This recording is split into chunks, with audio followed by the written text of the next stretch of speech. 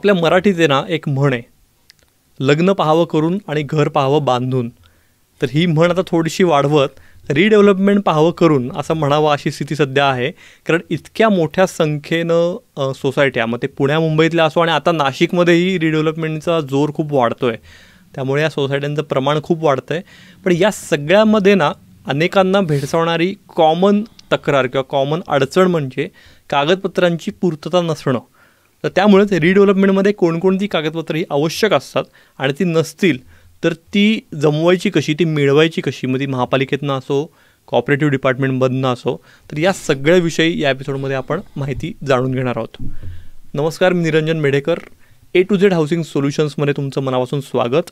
आणि नाशिक स्पेशल ह्या एपिसोड्स आपण करतो आहे. गेले 2 एपिसोड आपण नाशिकमधल्या रिडेव्हलपमेंटविषयी माहिती घेतो आहे. या एपिसोडमध्येही आपल्यासोबत आहेत सोसायटी प्लसचे फाउंडर संजय सूर्यवंशी आणि नाशिकमधल्या बी ऑर्बिट ग्रुपचे संचालक अभिषेक बिरारी. दोघांचे तुमच्या मनापासून स्वागत. नमस्कार. आपण गप्पांना सुरुवात करूया. होय. संजय सर, माझा मुद्दा तोच येतो की रिडेव्हलपमेंट करायचे तर एखादी सोसायटी इच्छुक असेल रिडेव्हलपमेंटला, तर नेमके सोसायटीचे म्हणून कोणते रेकॉर्ड तिने अद्ययावत करणं आवश्यक आहे? सोसायटीच्या रेकॉर्डमध्ये ना 2 प्रकारचे डॉक्युमेंट असतात. एक असतं सहकार खात्याच्या रिलेटेडचं डॉक्युमेंट, ज्याच्यामध्ये सोसायटीचं रजिस्ट्रेशन सर्टिफिकेट, सोसायटीचं बाय लॉज, नंतर सोसायटीचे महत्त्वाचे जे डॉक्युमेंट म्हणतात, ज्याला स्टॅच्युटरी डॉक्युमेंट म्हणलं जातं, ज्याच्यामध्ये society share certificate, book, I form register, जे form register, share register, share ledger, संस्थेच्या व्यवस्थापक समितीचं जे आपण मिनिट्स लिहितो ते मिनिट्स बुक अद्ययावत, आणि सोसायटीच्या ज्या सगळ्या सभासदांच्या मीटिंग होतात त्याला जनरल बॉडी म्हणतात, तर जनरल बॉडीचे किंवा सर्वसाधारण सभेचे मिनिट्स बुक, ह्या महत्त्वाची डॉक्युमेंट ही या प्रोसेसमध्ये रिडेव्हलपमेंटच्या असणं 100% गरजेचं आहे. त्याला काही म्हणजे हेच नाही आहे, डेव्हिएशन कुठलंच नाही. ह्या एवढ्या सगळ्या गोष्टी ह्या गरजेच्या आहेत. हा झाला म्हणजे सहकार खात्याच्या रिलेटेड. आणि याच्याबरोबर दरवर्षीचा ऑडिट रिपोर्ट, म्हणजे सोसायटीनी दरवर्षी जे काही मेंटेनन्स गोळा करतायत, खर्च करतायत, त्याचं ऑडिट करणं. त्याच्यामध्ये ऑडिटर 2 प्रकारचे डॉक्युमेंट तपासतो. एक फायनान्शियल डॉक्युमेंट तपासतो, दुसरे हे स्टॅच्युटरी डॉक्युमेंट तपासतो. त्याच्या अहवालात या दोन्ही गोष्टींचं मेन्शन करणं असणं गरजेचं आहे. आणि त्याच्यातल्या त्रुटी या सोसायटीनी त्यांनी नियोजित सांगून दिलेल्या त्रुटी ह्या पूर्ण करून त्याचाही दोषदुरुस्ती अहवाल सहकार खात्याला सबमिट करणं गरजेचं असतं की हे दोष आम्ही पूर्तता केले. एवढं महत्त्वाचा मुद्दा हा. सोसायटीला रिडेव्हलपमेंटला जाताना तुम्ही ज्यावेळेस सहकार खात्याकडे जाता त्यावेळेस सहकार खातं तुम्हाला ह्या सगळ्या गोष्टीचं म्हणजे बेसिकली डॉक्युमेंट्स हे मागतं. त्यामुळे तुम्हाला रिडेव्हलपमेंटला जायचं असेल तर या गोष्टीकडे लक्ष देणं हे गरजेचंच आहे. खूपच सविस्तरपणे तुम्ही सांगितलं. आता आपण थोडासा नाशिकचा विचार करूया, कारण आता हे एपिसोड्स आपल्याला नाशिककरांकडनंही खूप चांगला प्रतिसाद मिळतो आहे. तर नाशिकच्या सोसायट्यांचा आपण विचार केला तर तुम्हाला कुठल्या त्रुटी रेकॉर्ड्समध्ये आढळून येत आहेत? हां, मी आता गेली 2 वर्षापेक्षा जास्त झालं सर आम्ही सोसायट्यांशी कनेक्ट होतो आहे. सोसायट्या येत आहेत, रिडेव्हलपमेंट करायचं म्हणत आहेत. आणि कागदोपत्री तपासणी जर केली तर सगळ्यात इथंच महत्त्वाच्या अडचणी जात होत्या की आधी सांगितल्याप्रमाणे एक तर सोसायटीचं हे सगळं रेकॉर्ड अद्ययावत नाही आहे, दुर्लक्षित भाग आहे हा एक भाग. बरं, हा सुरुवातीला मगाशी अभिषेक सरांनी सांगितलेला जो आकडा आहे की 1500+ सोसायट्या आजही अवसानात आहेत, म्हणजे काय, त्याचा अर्थ असा की त्या सोसायट्यांचं रेकॉर्ड अपडेट नाही आहे. आणि हा मगाशी सांगितल्याप्रमाणे सोसायटी नाशिकचा अनुभव आहे की आधीचा हा आकडा मी जो ऐकला होता तो 2800 सोसायट्या होत्या. ओके. जे अधिकृत आकडा सांगितलेला, आणि तो आता गेले 2-3 वर्षामध्ये कमी झाला आहे. म्हणजे तसं वर्ष 5 ते 5पेक्षा जास्त झालीत, त्याच्यामध्ये कमी होऊन हा आकडा आता 2800चा 1500+ झाला आहे. पण 1000-1200 सोसायट्यांचं जरी कमी झाला असेल तरी हा आकडा आजही मोठा आहे असं दिसतंय. याच्यातनंच नाशिकची स्थिती तुम्हाला लक्षात येते की, आणि एकूण ओव्हरऑल ज्या एकूण सोसायट्या नाशिकमध्ये त्याच्यामधला पर्सेंटेज वाईज हा आकडा काढला तर हा आकडा खरंच मोठा आहे, किंवा ते पर्सेंटेज मोठे की ज्याच्यामध्ये सोसायट्या कागदोपत्री इक्विप नाही आहेत, अद्ययावत नाही आहेत. असा त्याचा आजचा माझा अनुभव हा असा आहे की ह्या अद्ययावत गरजेचे आहेत. आणि प्रत्येक सोसायटीने ह्याच्याकडे लक्ष देणे. आणि सहकार खातं तुम्हाला ह्याच्यात संपूर्ण मदत करतं. फक्त तुम्ही खात्याकडे गेलं पाहिजे, पोचलं पाहिजे, त्यांच्याकडनं योग्य मार्गदर्शन घेतलं पाहिजे आणि अशा पद्धतीची कामं पूर्ण करून देणारे जे काही प्रोफेशनल सर्व्हिसेस असेल त्यांच्यापर्यंत जाऊन हे पूर्ण करून घेतलं पाहिजे. ह्याच्यात मला थोडं ॲड करायला आवडेल की सरांनी आता जो एक्सटेंडेड पार्ट सर जे बोलले की प्रोफेशनल सर्व्हिसेस किंवा त्या बाबतीतलं नॉलेज, मुळात आम्हाला जो अनुभव आला त्याच्यामध्ये ना लोकांना अवेअरनेस नाही आहे ह्या गोष्टीचा. बरोबर की अवसानात जाते आहे की गेलेली आहे हे पण माहीतच नाही आहे. बुक किपिंग झालेली नाही आहे, ऑडिट्स झालेले नाही आहे, हिशोब नाही आहे. चेअरमन सेक्रेटरीनं ह्या गोष्टीचे भरपूर साऱ्या सोसायट्यांमध्ये आम्हाला असं कळतं की यांचा अवेअरनेस नाही आहे. तर हा अवेअरनेस व्हायला पाहिजे. हा पण आमचा एक मोठा याच्यातला अजेंडा आहे की ह्या लोकांपर्यंत पोहोचायला पाहिजे की this is the initial step of redevelopment. सगळ्यात पहिली पायरी आहे हिचा अवेअरनेस असला तर मग पुढच्या गोष्टी बरोबर आहे. तर ह्या गोष्टीसाठी सुद्धा आमची जी इन हाऊस टीम आहे त्याच्यासाठी मी मागच्या पहिल्या एपिसोडला बोललो होतो की एव्हरी 15 डेज सॅटर्डेला आमची टीम ह्या गोष्टींचं सगळ्यांचं नॉलेज देते की काही बेसिक डॉक्युमेंट्स चेक करणं असेल त्याच्याबद्दल आम्ही त्यांना गायडन्स देतो, काही करणं आणि त्याचा अहवाल देतो, सजेशन्स करणं किंवा एखादं डॉक्युमेंट काढण्यासाठी काही मदत लागते, काही इनपुट पाहिजेत, या सगळ्या गोष्टींचा आमच्याकडे आम्ही त्याला मेडिकल ह्याच्यात कनेक्ट केलंय, सोसायटी हेल्थ चेकअप आम्ही म्हणतो त्याला. तर एव्हरी 15 डेजला आमच्या इन हाऊस टीममधनं ह्या गोष्टींचं नॉलेज देणं किंवा सजेशन देणं हे काम कंटिन्युअस चालू असतं. म्हणजे अभिषेक, तुमची बी ऑर्बिट ही जी कंपनी आहे तर ही काय म्हणू की सोसायट्यांपर्यंत आउटरीच करण्याचा प्रयत्न करते, हे आपल्या मागच्या एपिसोडमधूनही आपण जाणून घेतलं. बरोबर. तर तुमच्याकडे अशा सोसायटी येत आहेत की बाबा चाचपणी सुरू केली आहे की रिडेव्हलपमेंट करायची आहे आपल्याला, पण अजून त्यांचंही ठाम नाही आहे, पण बाबा किमान कागदपत्र तरी सगळी आहे ना पूर्तता, तर त्या ह्यानी बाबा मग बी ऑर्बिटकडे जाऊन आपण हे इन्शुअर करू. अशाही सोसायट्यांचं प्रमाण दिसतंय तुम्हाला? आमच्याकडे म्हणजे आपण जर स्केलमध्ये मार्क केलं तर 0 to 100 म्हणजे अशी सोसायटी की तिचं आज तिचं book keeping everything is up to date, legal documents सगळे अप टू डेट आहेत, तुमच्याकडे स्टॅम्प ड्युटी भरलेली आहे का, अप टू डेट आहे. हे झाले 100 on 100. बाकीचे जे आहेत झिरोवाले ते मी जे मेन्शन केलं आधी अवेअरनेस की ज्यांना नाही आहे, तर मग काही 30% येतात, कोणी 50% आहे. तर असे व्हेरिएशन ऑफ आम्हाला कॅटेगरीजमध्ये आम्हाला तिथं आयडिया येते. ओके. फक्त हा जो तुम्ही मुद्दा मांडला तो असं की आम्ही सोसायटीपर्यंत पोहोचण्याचा आम्ही प्रयत्न करतोय. प्लस 2 वर्षापूर्वी आम्ही एक असा नाशिकमध्ये सेमिनार घेतला ज्याला नाशिककरांनी अत्यंत उदंड प्रतिसाद दिला. 220 लोक आमच्या त्या सेमिनारला आले होते. आम्ही त्याच्यामध्ये नाशिकमधले जे शासकीय म्हणजे यातली सरकारी खाती आहेत, ज्याच्यामध्ये सहकार खातं आहे, ज्याच्यामध्ये नाशिक कॉर्पोरेशन आहे, इन्व्हॉल्व आहे, रेव्हेन्यू डिपार्टमेंट आहे, असे वेगवेगळे अधिकारी पण त्या सेमिनारला बोलवले होते. त्यामुळं त्या माध्यमातून लोकांपर्यंत म्हणजे तो डेटाही आमच्याकडे आहे. आम्ही त्या माध्यमातून पण सेमिनार अटेंड केलेल्या सोसायट्यांना कॉन्टॅक्ट करतोच आहे. आणि आता ही पब्लिसिटी झाली आहे, आता थोडंसं वाढलं आहे की आता माहिती आहे. आणि बी ऑर्बिट ही कंपनी पण गेले 25 वर्ष काम करते, त्यामुळे वेगवेगळ्या ठिकाणी ही कार्यरत असल्यामुळं त्या माध्यमातून पण सोसायट्या बी ऑर्बिटकडे येत आहेत, चौकशी करतायत. आणि आम्ही ही एक सुविधा ओपन केली की आम्ही तुमचा हेल्थ चेकअप करून देऊ, तो फ्री करून देऊ. बरं, असं आम्ही केलं की बाबा निदान त्याची तर तुम्हाला जाणीव होऊ द्या. या पद्धतीने आम्ही करतोय. थोडंसं मी अभिषेक सरांना सांगेन की आपण कॉपरेटिव्हचं जसं हेल्थ चेकअप करतोय तसं आपण रेव्हेन्यू डॉक्युमेंटचं पण हेल्थ चेकअप करतो. त्याच्याबद्दलही आपण थोडंसं आपल्या सभासदांना सांगावं. जशी आता आमची टीम जाते आणि या सगळ्या गोष्टींचं चेकअप होतं, त्याच्यामध्ये लिगल हा जो पार्ट आहे हा तेवढाच इम्पॉर्टंट आहे. ह्याच्यामध्ये लिगलमध्ये पहिले आजच्या डेटला कन्व्हिन्स झालेल्या सोसायट्या नाही आहेत, त्यामुळे त्यांचे 7/12 नावं पण नाही आहेत. बरोबर.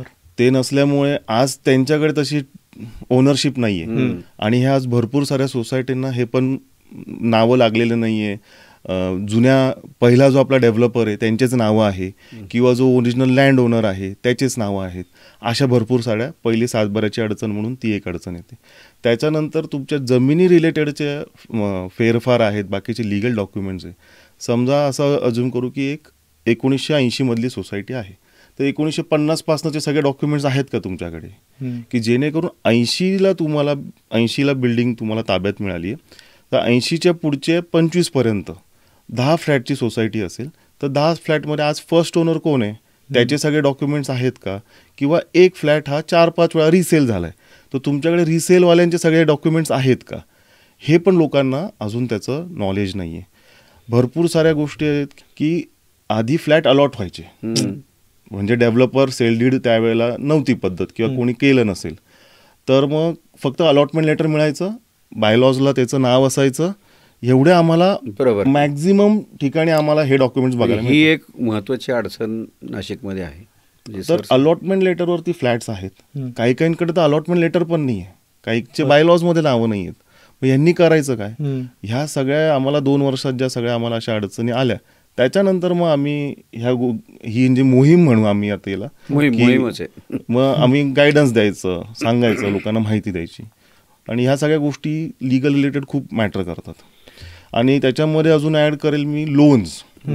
आता समजा आज सोसायटी 30 वर्ष जरी जुनी आहे, पण मी आज रिसेलला घेतलाय 5 वर्ष आधी, तर मी लोन केलेलं आहे, मग हे लोन असताना पण रिडेव्हलपमेंट नाही होऊ शकत, कारण त्याचा बोजा 7/12वरती इतर अधिकारामध्ये असतो.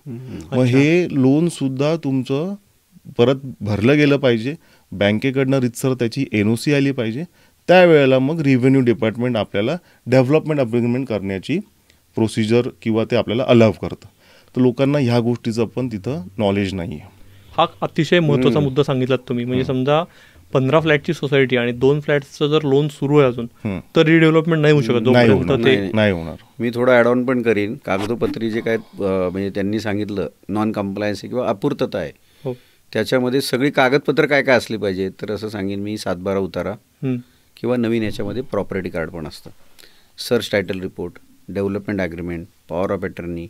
जर development agreement power of attorney असेल, ओन परचेस्ड असेल, तर त्याचं ओरिजिनल परचेस ॲग्रीमेंट, त्याच्यानंतर असतं एनी ऑर्डर, त्याच्यानंतर असतं commencement certificate, completion certificate, layout plan. ह्या 7 ते 8 ही ओरिजिनल मेन लिगल डॉक्युमेंट आहेत. सोसायट्यांकडे ह्या डॉक्युमेंटची पण आम्ही व्हेरिफिकेशन करतो. जसं सरांनी सांगितल्याप्रमाणे तो हेल्थ चेकअपमध्ये एक कॉपरेटिव्ह डॉक्युमेंट्स आणि एक लिगल डॉक्युमेंट, हे दोन्हीचं हेल्थ चेकअप केलं जातं. त्याच्यामध्ये आम्हाला लक्षात येतं की ह्याच्यातली काय डॉक्युमेंट नाही आहेत, तर त्याचा पण मग विचार करून सरांनी सांगितल्याप्रमाणे पुढं या दृष्टीने पण ते सोसायट्यांना ते डॉक्युमेंट मिळवून देण्यासाठी काय काय करावं लागेल हे सगळं पहिलं आमच्याकडनं सांगितलं होतं, मार्गदर्शन. मग ह्याच्यासाठी आमची लिगल टीम पण आहे. म्हणजे मी आत्ता सांगितलं असं, जसं कॉपरेटिव्ह रिलेटेड सोसायटी प्लस ही जबाबदारी घेते, तसं लिगल टीमसाठी लिगल एक्सपर्ट्स आहेत त्याच्यामध्ये, पॅनलिस्ट, की ज्यांच्या माध्यमातून हे सोसायटीचे डॉक्युमेंट घेऊन त्यांचं लिगल इन्स्पेक्शन एक रिपोर्ट येतो, त्याच्यामध्ये सोसायटीकडे काय डॉक्युमेंट आहेत आणि काय नाही आहेत हे पण रिपोर्ट तयार केला जातो, आणि ह्या दोन्ही गोष्टी सोसायटीला सांगितल्या जातात. अशी साधारण यंत्रणा ही बी ऑर्बिटच्या माध्यमातून आम्ही राबवतो. याच्यात अजून 2 एक मी लिस्टमधले महत्त्वाचे मुद्दे पॉईंट्स आहेत ते ॲड करेल. खूप साऱ्या सोसायटींकडे नाशिकला जे लागतं ते सांगतो. पहिले एक ते कम्प्लिशन ड्रॉइंग, म्हणजे कॉर्पोरेशनने दिलेलं कम्प्लिशनचं ड्रॉइंग. दुसरं आहे तुमचं कम्प्लिशनचं सर्टिफिकेट, की त्याच्यावरती तुमचं FSI किती यूज झालं आहे आणि टेनामेंट्स किती आहे याची माहिती मिळते. तिसरं आहे लेआउटची कॉपी. नाशिक, जसं मी पहिल्या एपिसोडला बोललो, Nashik is a layout city. त्यामुळे लेआउट असल्यामुळे तुमचं प्लॉट नंबर, प्लॉट साईज, रस्त्याची विड्थ, ह्या गोष्टी पण तिथं आर्किटेक्ट नवीन प्लॅन बनवण्यासाठी आर्किटेक्टपर्यंत ही माहिती जाणं फार गरजेचं आहे. त्यामुळे लेआउटची कॉपी पण असते, आणि त्याच्यावर असतं एक लेआउटचं लेटर, की ज्याच्यामध्ये लेआउट कुठल्या टर्म्स अँड कंडिशनमध्ये किंवा काय परिस्थितीसाठी सँक्शन केलेलं आहे ह्याची त्याच्यामध्ये माहिती असते. तर हे 4 डॉक्युमेंट्स पण खूप महत्त्वाचे, जे मी सरांच्या लिस्टमध्ये ॲड करेल. हे रिडेव्हलपमेंट करताना हे 4 डॉक्युमेंट्स असायलाच पाहिजे. आता त्याच्यामध्ये आम्हाला अजून भरपूर साऱ्या अडचणी. पीटी शीट म्हणून एक प्रकार असतो, तो काय असतो? हां, आता पीटी शीट कसं आहे तर तेही तुम्हाला सांगतो. आता पीटी शीट का करायला लागलो, की एक आमच्या प्रोजेक्टचं एक एक्झाम्पल आहे त्याच्यामध्ये, की प्लॉट साईज समजा 500 स्क्वेअर मीटरचा असं समजा प्लॉट साईज आहे, तर प्लॉट एरिया आहे, साईज असेल समजा 20 बाय 25 मीटरचा प्लॉट आहे फॉर एक्झाम्पल. पण आज ज्या वेळेला बिल्डिंग डिमॉलिश होते किंवा त्याच्या आधी पण आपण जेव्हा बाउंड्रीज चेक करतो, तर ते जागेवरती तो कमी भरतो कधी कधी, कारण एन्क्रोचमेंट भरपूर ठिकाणी बघायला मिळतं. कॉर्पोरेशनने सँक्शन करून दिलेला जो लेआउटचा प्लॅन आहे त्याप्रमाणे भरपूर वेळेस जुन्या काळामध्ये कंपाऊंड वॉल बांधायची कॉन्सेप्ट नव्हती. त्यामुळे ज्याला जसं जसं मार्जिन मिळालं, ज्याला जशी जशी जागा मिळाली त्या पद्धतीने बिल्डिंग्स बांधल्या गेल्यात.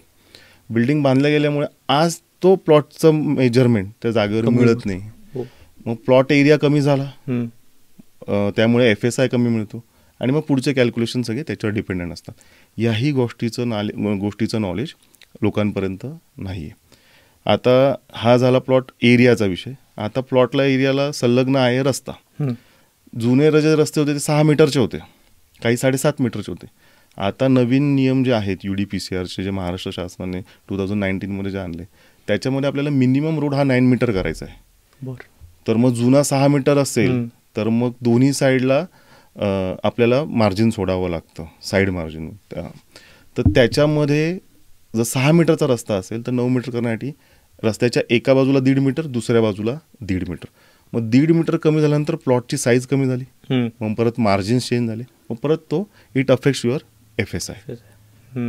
तर ह्या सगळ्या खूप महत्त्वाच्या गोष्टी आहेत. त्या ह्या फिजिकल कंडिशन्स पण आहेत आणि डॉक्युमेंटल कंडिशन्स पण आहेत.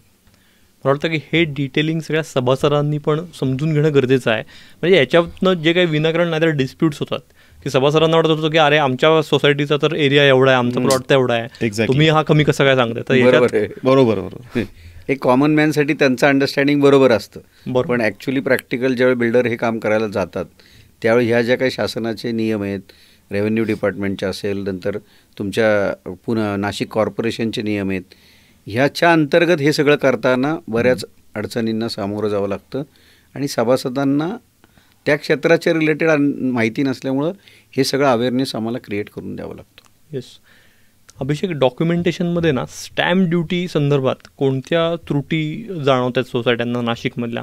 तू आधीचं पण हे सांगितलंस की तेव्हा अलॉटमेंट लेटरनीच फ्लॅट अलॉट केले असतील तर जसं कन्व्हेन्स डीड्स नाहीत अनेक सोसायट्यांचं, तसं जर स्टॅम्प ड्युटीचे काही रेकॉर्ड्स नसतील भरल्याचे तर या ह्याच्यात काय उपाय मग काढता येऊ शकतात?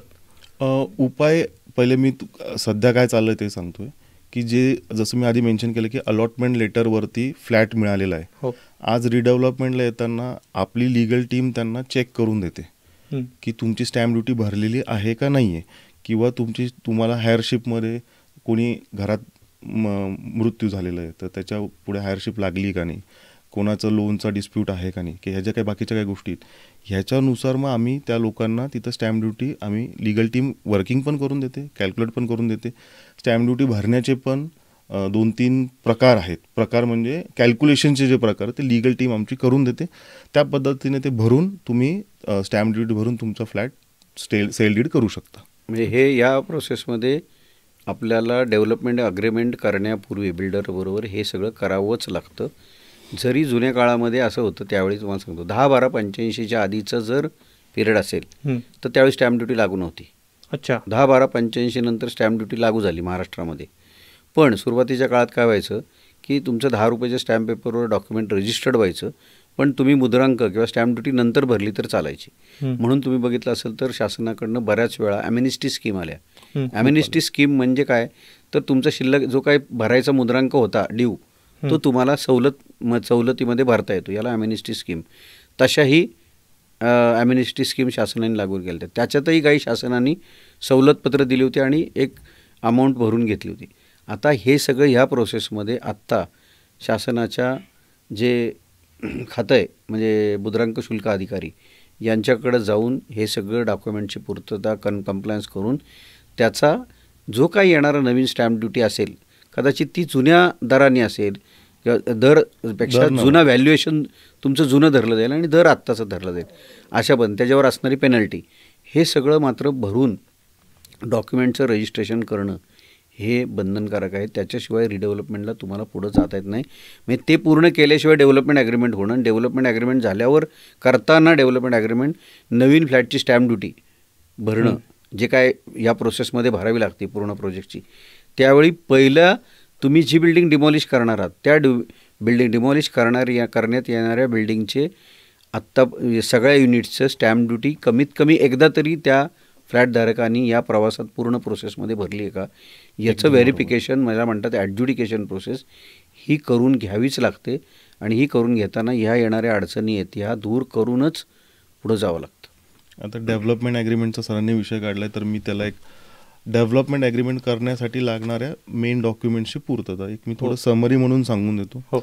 की जसं डेव्हलपमेंट ॲग्रीमेंटसाठीच तुम्हाला नवीन तुमचे सगळे लिगल क्लिअरन्सेस जे आता सरांनी सांगितले ते, परत तुमच्याकडनं सहकार खात्याची NOC, प्रत्येक फ्लॅटधारकाने एकदा तरी किमान स्टॅम्प ड्युटी भरलेली पाहिजे, आणि ज्याचं लोन चालू असेल ते लोन भरून त्याने बँकेची NOC आणणं. तर 30 किंवा 60 वर्षाचे तुमचे सगळे लिगल डॉक्युमेंट्स, फ्लॅटचे सगळे सेल डीड जेवढे झाले असतील त्यांचे डॉक्युमेंट्स म्हणतात. हां, कनेक्टेड डॉक्युमेंट्स आपण त्यांना म्हणू, फेरफार असतील ते, या सगळ्यांची पूर्तता करून आपण डेव्हलपमेंट ॲग्रीमेंटला जाऊ शकतो. ही कारण ह्या डिस्कशन हे सगळं प्री रिक्विजिट्स आहे. हां, प्री रिक्विजिट्स म्हणू पण. बरोबर. एक जाता एकच प्रश्न माझ्या मनात आलेला आहे की अनेकदा आता हल्ली असा ट्रेंड दिसतोय की ही सोसायटी पुढच्या 2 वर्षात रिडेव्हलपमेंटला जाणार आहे, तर हा फ्लॅट घ्या आणि मग फायदा मिळेल आपल्याला आणि रिडेव्हलपमेंटमधनं एरिया जास्ती मिळेल. पण असे फ्लॅट्स पण बऱ्याचदा लोन्सवरच घेतले जातात, तर मग त्यावेळेला काय अडचणी येऊ शकतात? तुम्हाला या ठिकाणी लोनचा परतावा करावाच लागतो. बरं. अगदी दुसरा ऑप्शन एक असा असतो, जर त्या नवीन ज्या बँकेकडनं लोन घेतले त्या बँकेचा बोजा, अभिषेक सरांनी सांगितल्याप्रमाणे त्या बँकेचा बोजा तिथं असतो इतर हक्कामध्ये, तर त्या बँकेकडं जाऊन तुम्हाला एक रिडेव्हलपमेंटची NOC घ्यावी लागते. जर त्या बँकेने रिडेव्हलपमेंटची NOC देताना त्यावेळी ते लागणारे सगळे डॉक्युमेंटरी कंप्लायन्स करून घेतात. त्यावेळी तुमच्या नवीन होणाऱ्या फ्लॅटवर हा जुना बोजा ट्रान्सफर करण्याचे अधिकार ते तुमच्याकडनं घेतात. त्याच्यासाठी सोसायटीचं पण NOC लागतं की सोसायटी या सगळ्या गोष्टीला तयार आहे. हा एक भाग आहे. म्हणजे एक तर तुम्ही सगळे ऑप्शन 1 तुम्ही सगळं पूर्ण करा आणि नील घ्या. दुसरा ऑप्शन 2 तुम्ही त्या फायनान्शियल इन्स्टिट्यूटचं NOC आणा. अशा 2 प्रकारे हा मुद्दा क्लिअर करावा लागतो. पण हा मुद्दा क्लिअर केल्याशिवाय पुढं जाता येत नाही. थोडं मी ॲड करेल संजय सरांमध्ये. ॲक्च्युली सर आता रिसेंट केसेसमध्ये आपण जेव्हा फायनान्शियल इन्स्टिट्यूटशी बोलतोय ना, तर ते दुसऱ्या ऑप्शनला तयार फेवरच नाही करत किंवा ते it is as good as no. तर बँकेचं सिम्पल म्हणणं एवढं एकच आहे की तू आत्ता भर, तुमचं डेव्हलपमेंट ॲग्रीमेंट झालं, तुम्हाला परत हवं असेल तर आम्ही परत लोन देऊ. बरोबर. पण जोपर्यंत डिमॉलिशन स्टेट असेल आणि डेव्हलपमेंट ॲग्रीमेंट जोपर्यंत होत नाही, त्याच्या प्री रिक्विजिट मधली लोन भरणं ही सगळ्यात महत्वाची गोष्ट. रिडेव्हलपमेंटच्या प्रोसेसमधला हा एक मोठा अडथळा आहे. म्हणजे 12 पैकी 10 मेंबर तयार आहेत आणि 2 मेंबरचं लोन आहे आणि ते कंप्लायन्स करण्यासाठी थांबावंच लागतं. तोपर्यंत सोसायटीने जरी डेव्हलपरबरोबर सगळे कागदोपत्री पूर्तता केली असेल, MOU केला असेल, तरी पुढं जाण्याच्या दृष्टीने हे सगळे कंप्लायन्स पूर्ण केल्याशिवाय पुढं जाता येत नाही. म्हणजे हा एक मोठा अडथळा पण ठरू शकतो असं मला म्हणायचं. स्टॅम्प ड्युटीचं जसं सरांनी ॲम्नेस्टी स्कीमचं सांगितलं ना, तर 31 मार्चला रेडी रेकनर रेट वाढली. तर आम्ही जेवढे काही सोसायटी आमच्या कम्युनिकेशनमध्ये होते, आम्ही सोसायट्यांना पत्र पाठवून इन्फॉर्म केलं की असं असं आहे, आणि अंदाजे 100+ or 150+ लोकांनी रेडी रेकनर दर वाढायच्या आधी भरपूर साऱ्या लोकांनी अलॉटमेंट लेटरवरचे किंवा दुसऱ्या हायरशिपच्या वेगवेगळ्या फॉर्मॅटमध्ये असलेले डॉक्युमेंट्सचे 150च्या आसपास प्लस लोकांनी स्टॅम्प ड्युटी भरून त्यांचे सेल डीड केलेत. हे म्हणजे व्हाया बी ऑर्बिट ह्या गोष्टी झालेल्या आहेत. ही एक मोठी गोष्ट आहे म्हणजे माझं म्हणणं आहे, आणि काय म्हणतात अभिमानाची गोष्ट आहे की जस्ट आपण एक प्री इंटिमेशन दिल्यामुळे लोक जागरूक झाले आणि त्यांनी त्याच्यामध्ये त्यांचाच फायदा झाला. खरं. आणि त्यांनी आज ते डॉक्युमेंट कंप्लायन्स केलं की रिडेव्हलपमेंटला चालना मिळेल त्या दृष्टीने. म्हणजे त्या फ्लॅट धारकाचे आजच्या तारखेला नाही म्हटलं अंदाजे तर 1 BHKच्या फ्लॅटसाठी अंदाजे 25,000 रुपये आज त्याचे वाचले अंदाजे. अंदाजे. बरोबर. तर त्यांच्यासाठी ती खूप मोठी गोष्ट होती. खरंच आहे. मला असं वाटतं की या एपिसोडमधनं मला पर्सनली अनेक नवीन मुद्दे तुमच्या दोघांमुळे कळले आणि आपल्या सगळ्या प्रेक्षकांना आणि श्रोत्यांनाही ते नक्कीच मिळाले असतील. म्हणजे रिडेव्हलपमेंटची वाट ही सुलभ करण्यासाठी या सगळ्या प्रोसिजर्स, म्हणजे सगळ्यात महत्त्वाचं म्हणजे कागदपत्रांची पूर्तता, ती नसतील तर ती कशी जमवायची, तर या सगळ्याच संदर्भात बी ऑर्बिट आणि सोसायटी प्लस हे मदतीसाठी तत्पर आहेत असं आपण म्हणू शकतो. आणि जसं या एपिसोडमध्ये म्हटलं तसं ही मोहीमच त्यांनी सुरू केलेली आहे. म्हणजे इरिस्पेक्टिव्ह ऑफ तुम्हाला लगेच उद्या रिडेव्हलपमेंट करायचे तुमच्या सोसायटीला का नाही हा मुद्दा नाही आहे, पण तुम्ही आधीच पूर्वतयारी जर सगळी केली तर प्रत्यक्ष रिडेव्हलपमेंटच्या वेळेला ज्या काही अचानक येणाऱ्या अडचणी तुम्हाला वाटतील त्या येणार नाहीत. त्यामुळेच आपण या दोन्ही संस्थांचे नंबर्स, कॉन्टॅक्ट डिटेल्स याही एपिसोडच्या डिस्क्रिप्शन बॉक्समध्ये देतो आहे. तर त्याच्याद्वारे तुम्ही सोसायटी प्लस किंवा बी ऑर्बिटला संपर्क साधू शकता. भेटूया पुढच्या एपिसोडमध्ये अशाच आणखी एखाद्या महत्त्वाच्या विषयावर चर्चा करण्यासाठी. पाहत राहा आणि ऐकतही राहा A to Z housing solutions हा पॉडकास्ट.